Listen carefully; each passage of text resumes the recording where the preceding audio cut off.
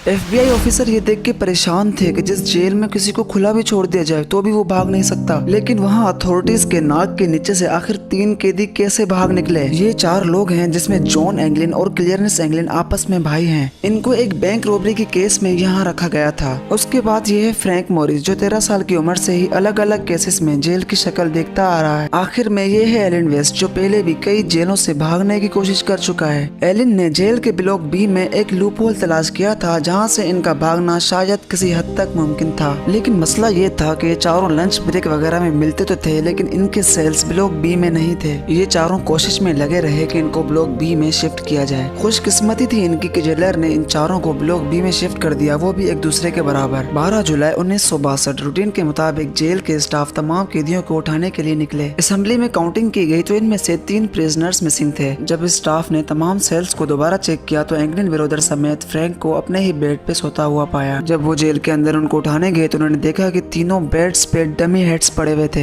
जी हाँ, वो तीनों भाग चुके थे और उन्होंने सूप, प्लास्टर और कंक्रीट की मदद से नकली मास्क तैयार किया था। ये मंजर देखकर पूरे जेल स्टाफ के होश उड़ गए थे। ये सोचकर कि कैदी आयरलैंड से बाहर नहीं गए होंगे, उन्होंने पूरे आयरलैंड की छानबीन करना शुरू कर दी, लेकिन उनका कहीं भी नामो निशान न मिल सका। लेकिन हैरानी की बात ये थी कि इतनी हाई सिक्योरिटी में भी एक नहीं बल्कि 3 कैदी भागे तो भागे कैसे। लेकिन याद रहे, भागने वालों में एलन वेस्ट नहीं था जिसका ये सारा प्लान था। इन्वेस्टिगेशन टीम बुलवाई गई और FBI को भी रिपोर्ट किया गया। ये देखा गया कि तीनों अपने सेल की दीवार पर लगे छोटे वेंट को तोड़ के भाग निकले। हैरानगी तो तब हुई जब देखा गया कि दीवार की दूसरी साइड पर 3 नहीं बल्कि 4 सेल्स के वेंट डैमेज थे। जी हाँ, ये चौथा वेंट एलन के सेल का था जो किसी वजह से भागने में नाकाम रहा। एलन वेस्ट को अब अच्छी तरह मालूम हो गया था कि उसके बचने का अब कोई भी चांस नहीं है, लिहाजा उसने इसी बात में अपनी भलाई मानी कि इन्वेस्टिगेटर को सारा सच बता देना चाहिए। यही एलन ने इतराफ किया था कि सारा प्लान उसी का था। 6 महीनों से चारों कैदी मौका देखकर वेंट में सुराख किया करते थे। किचन से चुराए गए चमचों की मदद से वो ये काम किया करते थे, जबकि आखिर में उन्होंने जेल की वैक्यूम क्लीनर की मोटर से एक ड्रिल मशीन भी तैयार की थी। वेंट एक कॉरिडोर में निकलता था जहाँ कोई भी सिक्योरिटी नहीं थी।